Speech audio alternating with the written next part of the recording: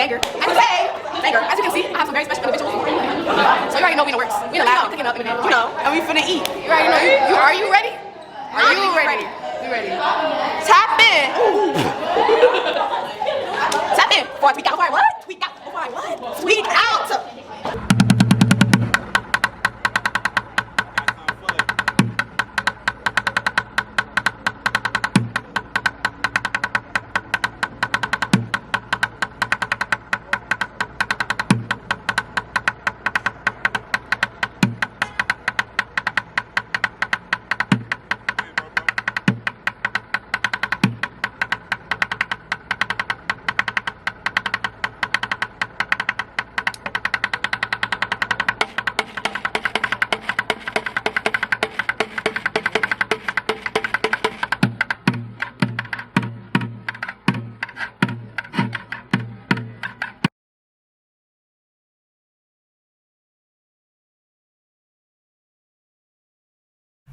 What is up, guys? Welcome back to another episode of Chicago Made, a series of conversations. In this season of Chicago Made, we are focusing on higher education and structural changes that should be implemented to better the experience for students, but especially low-income students, first-generation students, creative students, etc. The list She goes forgot on. Black students.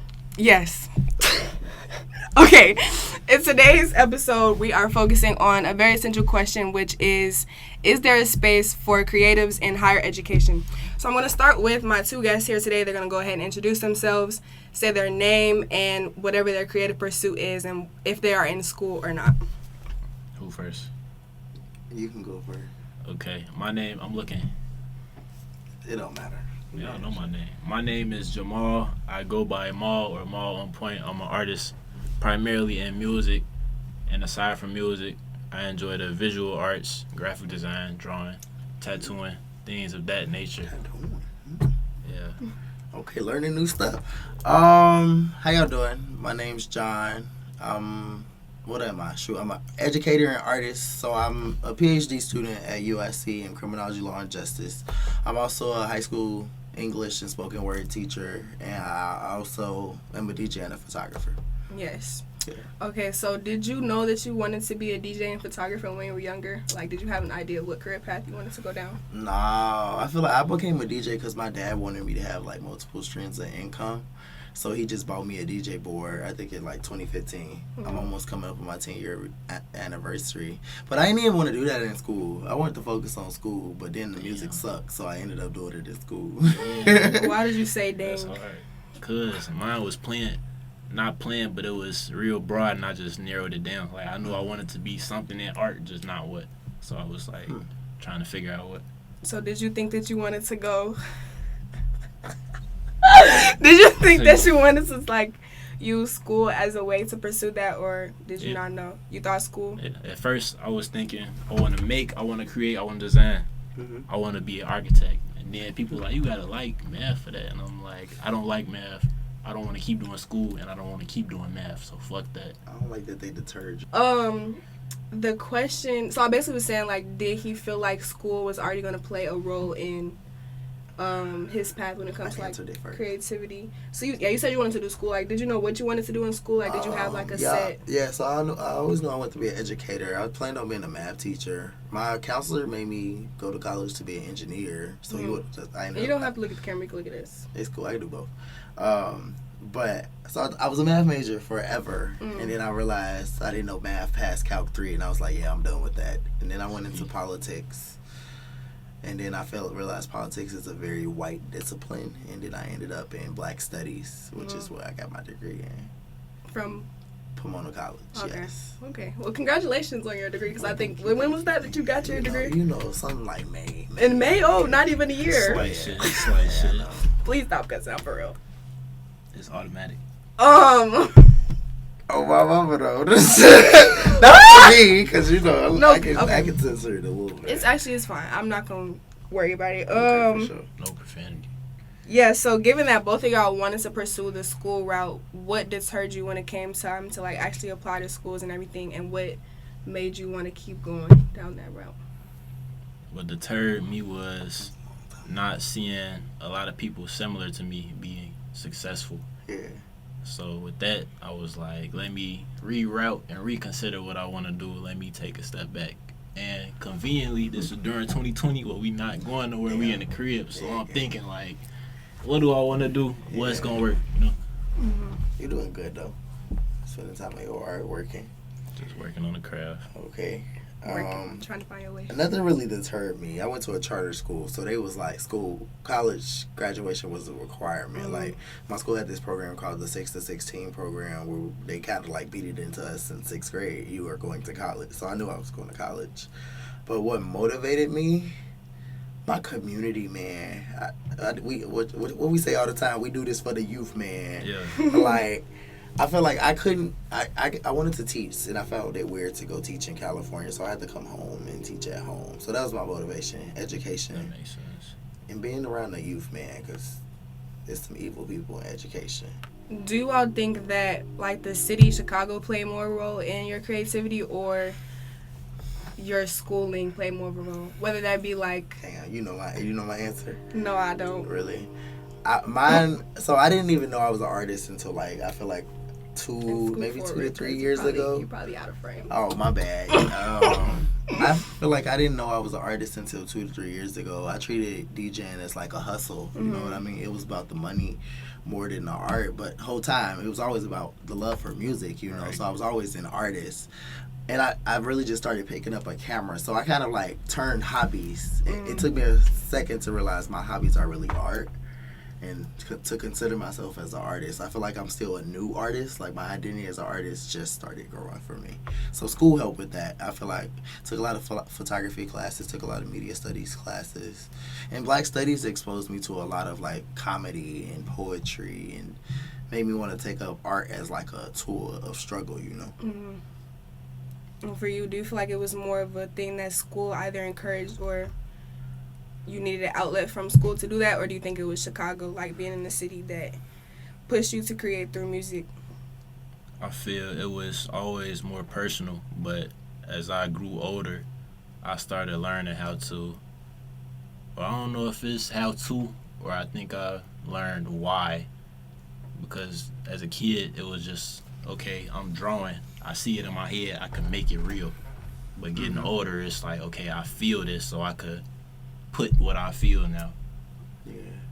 And then that translated. And then some of that is environmental, I guess. But it's changing. Because at first it was school. I didn't like school. So I was in class drawing about not liking school and a lot of stuff like that. You was that nigga writing song lyrics in the market and shit. Not even that. I'm drawing at first. And then the lyrics and writing music, that didn't come till COVID, 2020. Yeah. Junior year. That's cool. What is it that you didn't like about school? I didn't like the pressure that I felt was not needed. I didn't like how I'm looking at the outside world and I'm seeing people they looking at my situation like I didn't do that. Everybody that's, oh yeah, staying up till 3, get A's, don't even get a B, like stressing, like, oh my God, I have to get this done. They wasn't even like that, and they successful, they doing what they want with life. Yeah. So I'm like, I'm not finna take that route if I don't even feel that route is for me. Like, yeah. And especially if I'm seeing examples that fit the shoes, fit my path. So I'm like, yeah, that's... Of people being successful creatively without school. Yeah.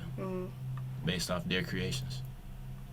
Whatever that looked like for them. That's what 2020 did for me. It allowed me to lock in with my art. Like, I didn't have a choice, you know what I mean? I was at home every day. Right. So I feel like there was no choice but to, like, use the creativity that came out of me as opposed to, like, work, you know, because I wasn't working. I'm going to go back to answer your question, what I dislike about school. Sorry. I disliked a lot of things about school. I loved a lot of things about school, too, but the biggest for me, and this is why I became the academia, is to like the discipline. Like, I don't like how charter schools push kids out of school. I don't like that some of my friends would have unnecessary interactions with police at an early age. I don't like that we had or security in schools. Okay, I don't like that we have security in schools. My school particularly, like, having too friendly relationships with children. Like, there are no boundaries in our schools. I don't like that I went to an under-resourced, hyper-segregated school on the south side of Chicago. And I recognized that early on, which is why I tried to, like, work with student government to make life easier for kids at school. I didn't like, it was no freedom in school. We didn't have no fun, for real. Didn't like uniform. Man, it's a lot of stuff I didn't like. I felt like that without the uniforms. Really? Yeah. In what ways? No uniform, but I still felt like I can't just be free within these walls. I still have to do this, do that, whatever the authority is telling me to do. Gang, yeah. That's why. So I went to Shy Arts to talk to them about posse. And y'all know where Shy Arts is? Yeah. Really, it was like a different school environment. Like, wasn't no police in the kids. You had kids in crop tops. You had queer trans students being themselves. I was like, what? This is like a little small like enclave in the hood. I was like, what the hell? And it's a high school. Yeah. It's something about artists, you know, that creativity. Yeah. Individualism. Yeah. Well, is it individualism? Sorry. Sorry. I just had another question as y'all was talking. Sure. Given that y'all both like kind of feel like there was a lot of conforming that was necessary when it came to school, specifically in high school, how do you feel like you were still able to use your art? Like, how do you feel like that wasn't like pushed out of you? So my teacher just reminded me that I used to do this stuff. So I guess my art in high school was a little different for me. Like, I did stuff like decorated all of the seniors' lockers for graduation. Or she really just reminded me, I used to DJ every day in the hallways during passing period for like 5 minutes playing old school R&B type music. I was like, that's how I got, and it wasn't just for me. It kind of like, everyone has good memory, you know, like it kind of created a culture in this. I'm like, that's crazy. And that's why I DJ for my high school now. I'm like, that's why I went back. I'm like, they need some, because it was dead in there, y'all. That's the power of music, the power of art too. Yeah. I feel like it was never really a choice for me. My head was never like, let this go. It was always, I know this is what I want to do and it's a part of me. So how am I going to not let this water that down or get in the way of that so much? Yeah. But trying to navigate that was the battle. Because me knowing the way I think and what I'm trying to do with my art and my creations, they telling me to, no, you got this paper, do this day, read this about this person. And to me, all I'm thinking about is how is that really helping me do what I want to do with my life. Yeah. Like, that's what I be thinking every single day. Oh yeah, she hates school, y'all. No, I'm question starting to enjoy school a little bit more, but hey, shout out Derek, Brianna, and Professor Bustu. Like, I have good professors this semester, and Professor Engley. But if it wasn't for that, like, I would not enjoy school, because like all these essays and stuff and having to take classes that I'm not really interested in, and I don't know, meet all of these standards and deadlines and all these things. It's like I feel like it takes away time from me spending or me being with myself or me creating for myself and my community and stuff. So that's still a battle that I'm facing every single day. I think that's okay. Thank you. You got us back to where we are to right now. I think that has a lot to do with what you were saying. It's like the way that school is structured. It doesn't allow that interpersonal is not the word, that personal time to actually develop your art, you know, because they're not focused on art. There is, you know, yeah, or I don't know if you unless know, you're an art school. Schools are built on capitalism. It's production. But do only creatives feel like this what stuff? can you do? No, it's the problem with schools. Period. It's not even just creatives. All students feel like I think they want you to work. Yeah, that's what school is about. But I think some people, like, when you aren't like on a more creative path, I feel like it's easier to be like, okay, well, it's worth it, because my ultimate goal is making money. If that's your goal, then it's like, okay, well, all of this is to add up to that. Yeah. But if it's you trying to do something creative, money doesn't matter, or maybe it matters, but it has to, the art and your passion for the art has to come first. Then school is like, how is this helping me, you know, type of thing. So how do y'all feel like it could be structured differently? Like, do you think, what changes can you see at the high school level and I guess at the college level? Oh, can we start with high school? Because college is a different beast entirely. High school, what I see is similar to college. You should be able to select, I don't know about all of your classes, but a majority of your classes. A pathway. Or maybe it should be, I know for college, they had us take a test based off of career paths that would fit us. I feel like maybe 8th grade. What test? It was, I know it was student obvious. I don't know what the Naviance. I don't know. Like something with career clusters or whatever. That's cool. I don't. Naviance wasn't there. Y'all didn't do yet. that? Not wasn't there yet. But heck no, Naviance wasn't that advanced yet. It was a requirement. We needed to do that. But Well, I feel like 8th grade graduates should be doing Yeah. that, so that going into high school they could prepare for classes that suit them and not just classes that's been around for however many years. Mm-hmm.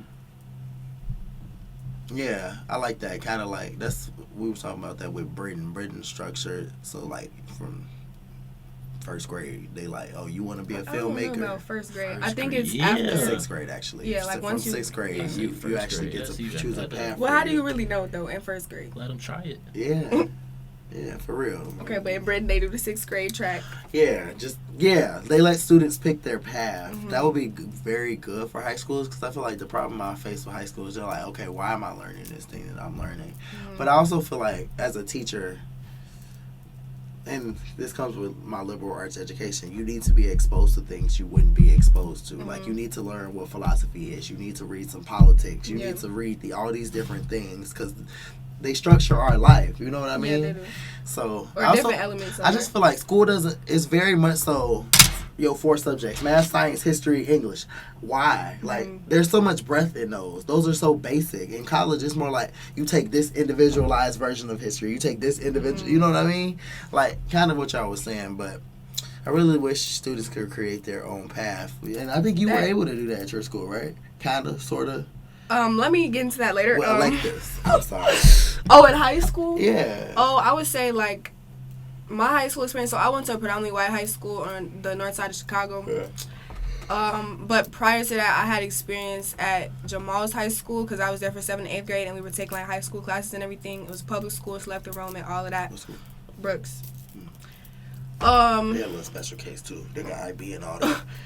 But in high school, my high school, we did still have like general requirements. Like we had to take American or U.S. literature. We had to take the math, the science, the language, all those things. But we had space in our schedules where we could still do electives in arts. Actually, I think art was a requirement. Like you had to have a certain amount of art I credits. had an elective for art every single year. Yeah. I made sure I did. But it wasn't required.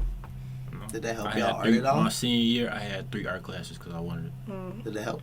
For me, it was a requirement, but also obviously I was interested. I stopped Free going. period. Oh. Yeah. It's high school. Yeah. Art in high And it was school is senior not year. something you take serious. But no, I took mine seriously. I took mine very much seriously because my photography class, my junior year of high school you went was to a well-resourced school. yeah. They gave me a camera. Yeah. They gave me a camera, and that's where I started like learning photography for real. Like I already know I was interested in that. Huh? No, don't do that. That's where I had the guys. That's where I had the chance to like, really get exposed to that discipline and take pictures on a device not outside of just my phone and stuff. And then my senior year, I was in a video documentary production class. Everybody who knows me knows I want to do that now. So those were very much informative times in my life. But I did know that I wanted to do something. Well, I knew I wanted to do something that was going to be fulfilling for me and also my community when I was younger. I didn't know if it was going to be writing or what, but it turns out it's the camera. So are you coming back home after you're done with film school? What? Are you going to come back home after you're done I with don't film know. school? I don't know. She gonna leave Wait, I had Chicago, another yeah. question. Oh, about the Britain thing. I was going to say, one of the things that I'm proposing or an idea I had to change. I'm just making sure it's still working. Oh, You know? oh my God. Oh my God. Okay, good. Okay, cool. Cause y'all, that would have been treacherous. We've been having mic problems all day. Yeah. Which is another problem with higher education because I feel like, why am I in a film class that's not teaching me how to use a camera, how to use a mic? Like, I don't know, like even within, don't do that. Because let me make my point. Even within liberal arts or whatever, when they have the opportunities to give you classes like Intro to Film, I feel like it's still not focused on what the student wants. Which brings me back to the question I keep trying to get brought back to. One of the things that I feel like, because you were talking about how it is helpful for us to be taking classes like philosophy and history and whatever, because these are important elements of our lives and how we view the world. How do you all feel about a system where you do have general education requirements in college, but students are allowed the freedom to, or required to submit assignments in a way that in a way that relates to, or in a way that is geared towards how they already think. So for somebody like you, maybe instead of giving you an essay, they tell you write a song and come up with the music video idea for the song to complete an assignment in, say, a class like political philosophy. Or for you, maybe the assignment is, go do a photo journal to answer this prompt within that class. Like, how do y'all feel about something like that? You give me ideas for alternative prompts for my kids. like that. Yeah.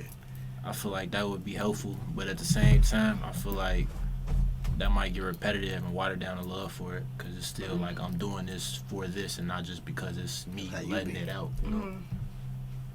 Like that's. But that's what I be doing. The video stuff too.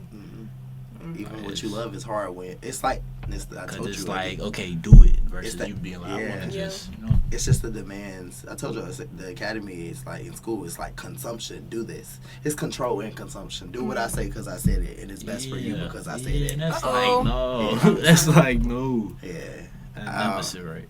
But I like the general ed model. But I like it because I didn't have anything to compare it to, you know. Like in high school, that was an entirely new world. Being able to take philosophy at the same time that I'm taking economics, at the same time that I'm taking calculus and art history and Black studies, you know. I like it for the exposure, but what I don't like that college is like, oh, you gotta make this progress towards this degree, you know. I feel like the whole educational system needs to be restructured to the point where, like, college is like, take what you want. Because I wish I could have taken way more classes about what I wanted to take, as opposed to, you have to do these 12 required classes to fulfill this requirement. But I also think that's why we got to do better and take advantage of university resources, because they have these make your own major programs for a reason. They make it impossibly hard for you to actually do this. But they have these programs, you know? Just like what you was like intro to film. I'm like the academy. The thing about it, they like to talk about shit. So that's why your film class is theory as opposed to like application. Yeah. Which is like I took video art because it was like application in theory. And I guess. But even that's like it's much more difficult to get in that class. Like it's more classes in intro to film where it's the theory based stuff versus the application stuff, which I guess comes down to resources again. Either, which sucks. Of course not. We're coming on our last 2 minutes of the podcast, not to cut you off, but we gotta get into that point. Huh? We gotta get into the other part of this podcast. What other part? Sensory. You talk about everything. Sensory. Huh? Oh, you mean? Oh, okay. I'm sorry. She's so irritated. I'm sorry, y'all. Bloopers. Yeah. With the last 2 minutes, is there anything else you all would like to add or say? Feel like you didn't get the chance to say yet, but stuff like that in regards to what we've been talking about so far. Yeah, I'm sorry. Like, you always got something to say. Yeah, I feel like in order to genuinely reconstruct the school system, something drastic needs to come, and it's gonna be an extreme turn of events, and it might be borderline something regarding to like how COVID was. It's gonna be that big again if something never changed with the something of that scale. Yeah, I definitely think it would take something of large magnitude to change academia, which is my research focuses on abolition and how can we abolish the conditions that make life not suitable for students of color in academia. And I am not hopeful that will happen in my lifetime, because it's the same thing as like trying to abolish racism. How do you do that? You can't do that. Or it's bigger than me. You know what I mean? Yeah. It's possible. Dang, I ended on you can't fix racism though. That's definitely a John West moment. Like I'm thinking that's such a John thing to say. But yeah, I don't know. Wait, no, shout y'all stuff out. I guess like Instagrams. Oh yeah, for sure. DJJohn.SW on Instagram. DJJohnWest.com if you want to check out my blog. I am a writer. I am a poet. And you can see. Oh yeah, the blog is great. The blog is great. Real fire. It's coming along. My next link in bio. Literally. My next thing, we writing about Palestine, y'all. That and George Jackson. Tune in. You gonna make some people mad. I don't give a damn. Like, if we had to choose between genocide and friendships, I'm picking not defending, Lord. Condemning genocide over friendships. I've already lost friends. It's okay. As is life. Oh, I gotta. Yes. Follow me on Instagram. I'm not gonna be on Instagram no longer though. He did. So Blew me. follow me on TikTok. I'm not a TikToker, but Can you tell them what is the app? can I get to it? Follow me on YouTube too. Subscribe at Trista. That was like, That's why I said, can you get to it? Come on, what's your Instagram, TikTok? My Instagram is mall.onpoint all together. Mall.onpoint. TikTok, same thing. Pop up Lauren Hill's son. It's a mentality thing. And that was What's funny? nothing. That was- That concludes the episode. Thank y'all so much for tuning in. Stay tuned for the rest of the episodes within this season of Chicago Made, where we focus on higher education. But also make sure you stay tuned for the rest of the series. Dang, I was supposed to do that. That's okay. Also, make sure you stay tuned for the rest of the Chicago Made, a series of conversations where I just basically have conversations with creatives from Chicago. See y'all.